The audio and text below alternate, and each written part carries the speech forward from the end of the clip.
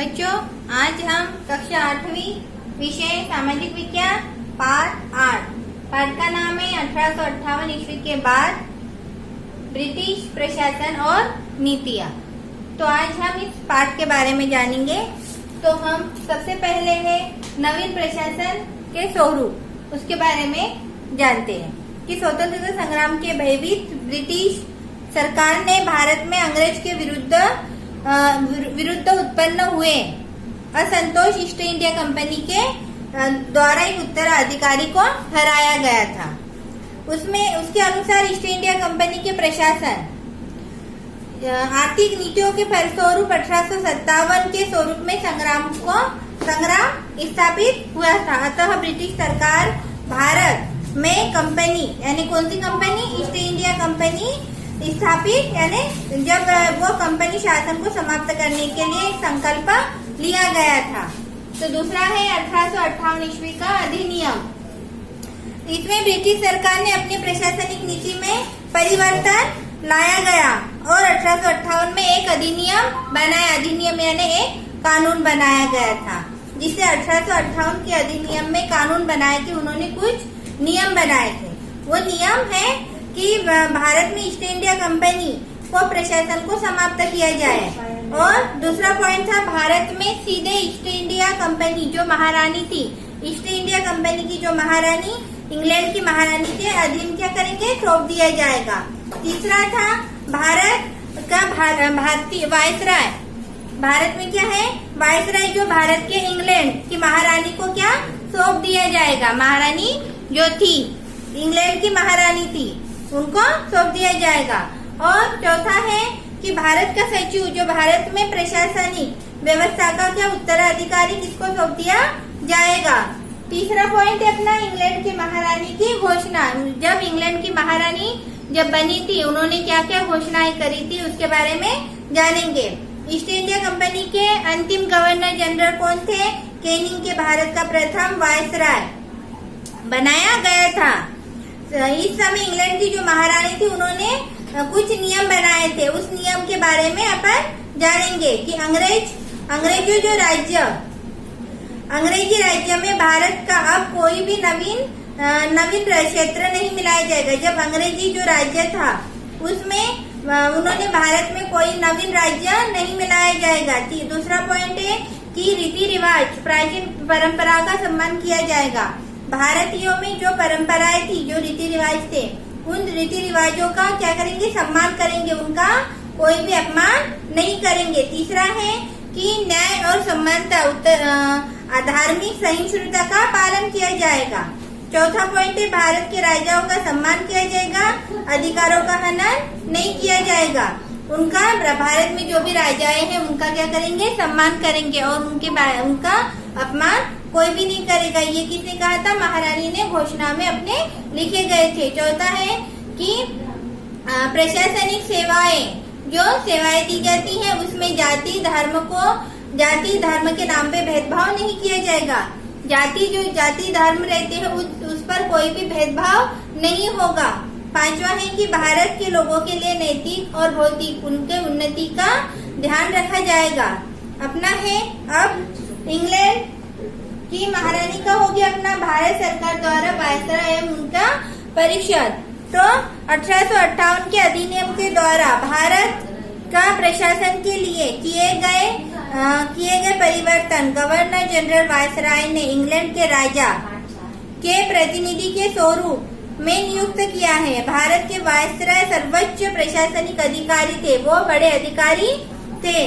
Viceroy की सहायता के लिए उन्होंने चार सदस्य एवं परिषद बनाई गई थी। एक गठन बनाया गया था, 4 सदस्यों का एक गठन बनाया गया, जिससे उन्होंने कुछ नियम यानी कुछ परिषद बनाए यानी नियम बनाए। कौन से, 1861 में भारत के अधिनियम द्वारा गवर्नर जनरल की कार्यकारी में जो कार्य कर रहा है उनके लिए न्यूनतम 6 सदस्य और 12 सदस्य की नियुक्ति की व्यवस्था की जाएगी, उससे अधिक नहीं करेंगे। लेकिन उसके बाद में उन्होंने फिर एक नियम बनाया कि उसमें कुछ बदलाव किया जाएगा और उसमें वृद्धि हो जाएगी। फिर उन्होंने दूसरा नियम बनाया है, प्रांतों के विधान परिषद स्थापित की गई है। कहाँ कहाँ पर की गई है? बंगाल में, बम्बई में, मद्रास में। बाद में अन्य प्रांतों में भी यह नियम बनाए गए। एक गठन बनाया गया कि विधान परिषद के प्रांतों की प्रशासन के लिए उत्तरदायी बनाई गई, किंतु कोई कानून बनाने से पूर्व उन्होंने गवर्नर जनरल की अनुमति लेना जरूरी था। तो उन्होंने उनकी अनुमति ली और ये कानून बनाए गए। फिर उनका तीसरा बनाया है पॉइंट, 1865 ईस्वी में अधिनियम के द्वारा गवर्नर जनरल के वित्तीय अधिकारियों में वृद्धि की गई है कि उनके विधान परिषदों और प्रांतों की सीमाएं निश्चित करते परिवर्तन करने का अधिकार दिया गया।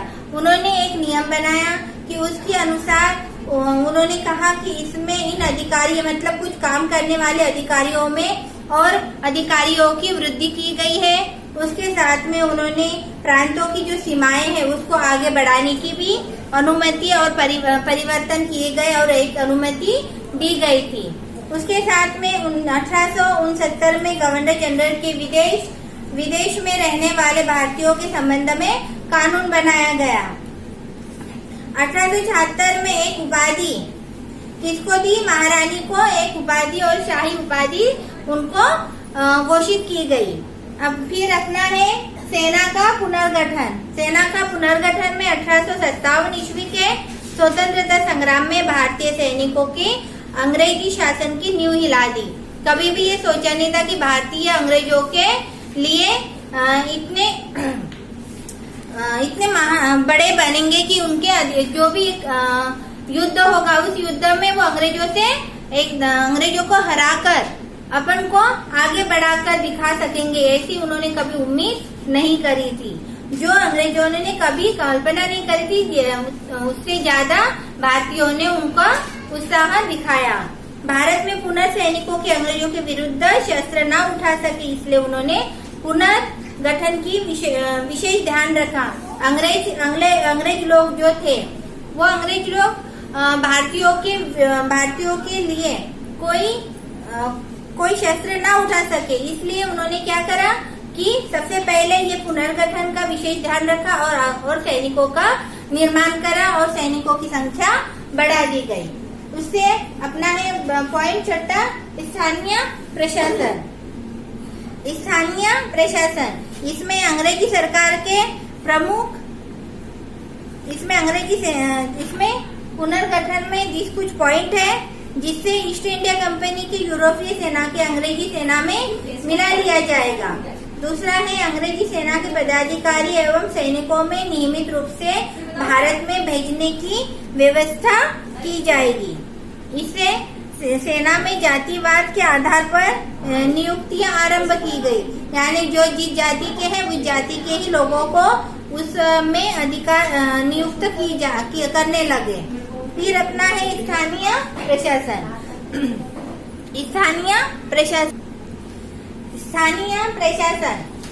अंग्रेज सरकार के प्रमुख नीतियों में स्थानीय प्रशासन के महत्वपूर्ण स्थान रहता है। जैसे कि एक स्थान से दूसरे स्थान पर अगर किसी का ट्रांसफर होता है उसके लिए प्रशासन यानी स्थानीय प्रशासन एक ही जगह पर उनका प्रशासन होना यानी एक जगह पर स्थापित होना, कि जिस तरह से अंग्रेजी द्वारा लागू की गई व्यवस्था पर आर्थिक परिवर्तन के साथ आज भी भारत में विद्यमान है। 1861 के पश्चात जिला परिषद और नगर पालिका जैसी संस्थाओं की आवश्यकता महसूस की गई। फलस्वरूप कहाँ पर की गई कि 1865 ईस्वी से मद्रास में, 1876 ईस्वी में पंजाब में और 1868 में उत्तर प्रदेश में नगर पालिका की क्या करी स्थापना की गई थी कि किस तरह से नगर पालिकाएं काम कर सके। नगर पालिका अधिनियम पारित कर नगर पालिका को कर लगाकर वित्तीय रूप से स्वावलंबी बनाया। अब जब उन्होंने उनका कर लगाया था नगर पालिका को, अधिनियम जब पारित हुआ था, जब अधिनियम पारित करा था और नगर पालिका को कर लगाया, कर यानी टैक्स भरना। जिस तरह से मकान बनता है तो मकान का कुछ धन नगर पालिका को अपन जमा करते हैं वो टैक्स के रूप में, जिससे वो टैक्स लगाकर वित्तीय रूप से उनको स्वावलंबी बनाया, मतलब खुद के ऊपर निर्भर रखा। और इसके एक और जहाँ नगर पालिकाओं की आमदनी में वृद्धि हुई। अब नगर पालिका में जो भी लोग रहते हैं वो अपने घरों का, नल का, हर चीज का टैक्स थोड़ा थोड़ा जमा करते हैं। इसके वजह से क्या हुआ कि उनके कार्यों में, काम करने में और दूसरों की सहायता जो भी नगर पालिका की रहती है उन कार्यों में वृद्धि हो गई कि अपन ये काम कर सकते हैं। नगर पालिका में वृद्धि हो गई, पैसे बढ़ गए, तो नए नए कार्य करने में उनको सहायता मिली। प्रशासन, उसी स्थान पर प्रशासन का जनक कहा जाता है। 2 वर्ष नगर पालिका में 2 वर्ष के पश्चात ही अनेक कार्य करने लगे, नए कार्य करने लगे नगर पालिका। और इसके वजह से क्या हुआ कि उनके कार्य शक्तियों में उनमें वृद्धि हो गई थी, मतलब वो आगे बढ़ाते गए, जिससे व्यक्तियों को नगर पालिका के प्रमुख अनुमति का प्रदान की गई। और नगर पालिका का चुनाव होता है। नगर पालिका के चुनाव के लिए प्रक्रिया जो रहती है, उस प्रक्रिया को करने के लिए, चुनाव में खड़े रहने के लिए पैसे की आवश्यकता होती है। तो वही लोग खड़े रह सकते हैं जिन लोगों के पास में धनवान व्यक्ति हो या पूंजीपति व्यक्ति हो। तो ऐसे व्यक्ति ही चुनाव प्रक्रिया में खड़े रह सकते हैं, जिससे 1882 के बाद में ग्रामीण क्षेत्रों में जिला बोर्ड की स्थापित की गई। और इससे नगर पालिका के क्या क्या कार्य थे, उस कार्यों के कारण ही उन्होंने नगर पालिका के द्वारा बताया गया कि 1935 में अधिनियम में इसके कार्य क्षेत्र में विस्तार हुआ था। स्थानीय प्रशासन के अंतर्गत नगर पालिका, जिला बोर्ड के ग्रामीण पंचायत अपने अपने क्षेत्रों में प्रकाश, जल आपूर्ति, सड़क, परिवहन। अब नगर पालिका के क्या क्या कार्य रहते हैं कि नगर पालिका जहाँ पर नल नहीं होगा, पानी की व्यवस्था नहीं होगी, तो वहाँ पर उनको नल की व्यवस्था की जाएगी।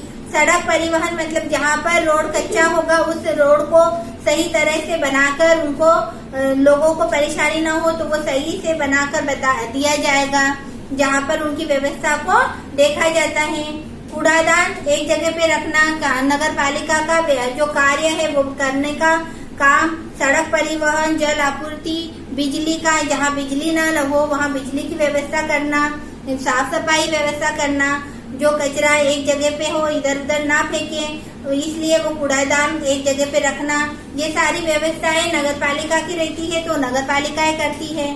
तो बच्चों, अपना अगला है पॉइंट आर्थिक नीतियाँ। तो अपन आर्थिक नीतियाँ में 1858 ईस्वी के बाद ब्रिटिश सरकार की आर्थिक नीतियों में परिवर्तन हुआ। भारतीय संसाधनों के पूर्व दोहन यानी शोषण की नई प्रवृत्तियों को अपनाया गया, नए नियमों को अपनाया। ब्रिटिश सरकार ने आयात कर समाप्त कर दिया।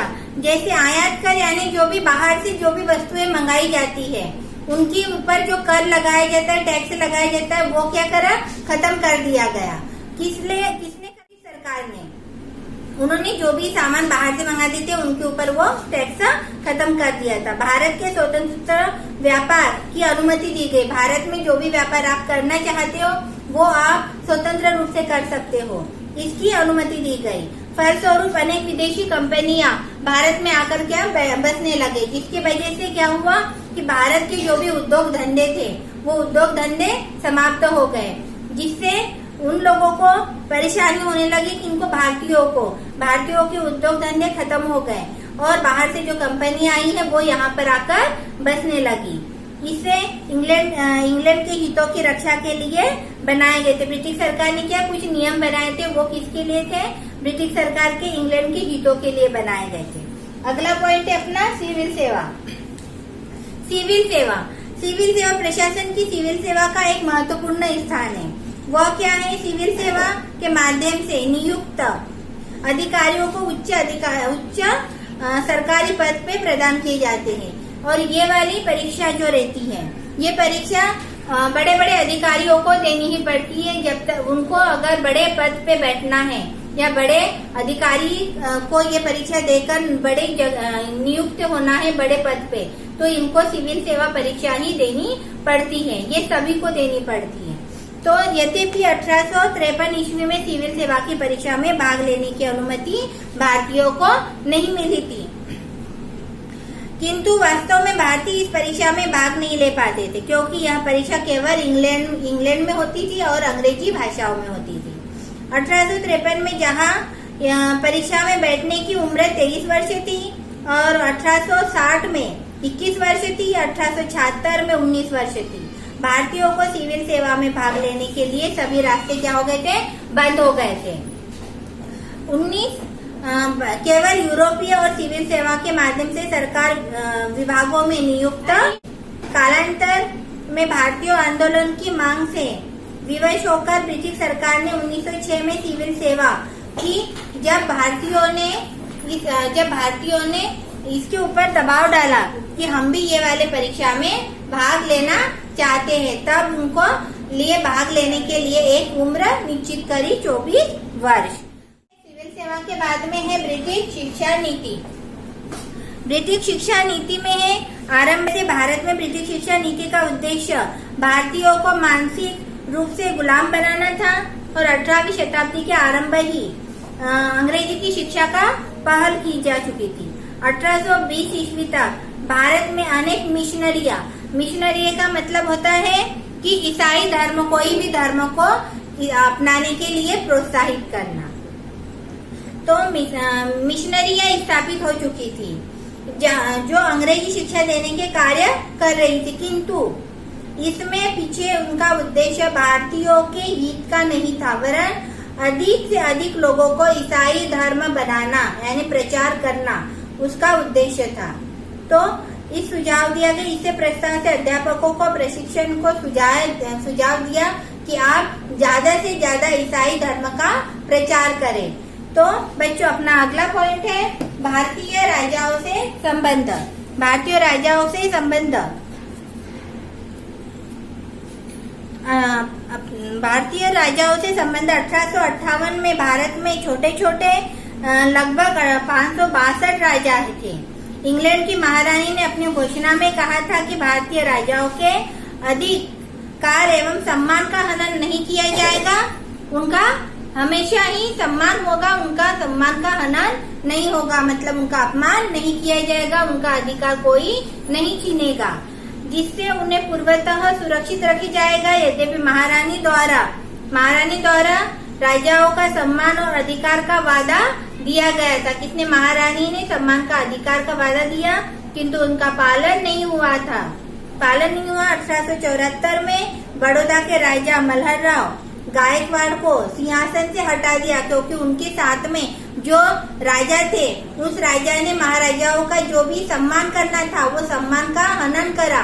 तो उन्होंने ऐसा जो उन्होंने वादा करा था महारानी ने कि अपन इन राजाओं का सम्मान करेंगे, इनका कभी अपमान नहीं करेंगे, ये वादा दिया था, लेकिन ये वादा पूरा ना हुआ। किसके कारण? मल्हर राव के कारण। तो उनको सिंहासन से हटा दिया गया और उनके ही राज्य के कोई उत्तराधिकारियों को वहां पर स्थापित करके उन सिंहासन पर उनको विराजमान करा और अपने राज्य को आगे बढ़ाया। 1876 ईस्वी में महारानी ने भारत की साम्राज्ञी घोषित करी। तो आज का अपनी क्लास यही तक बच्चों, अपन मिलेंगे।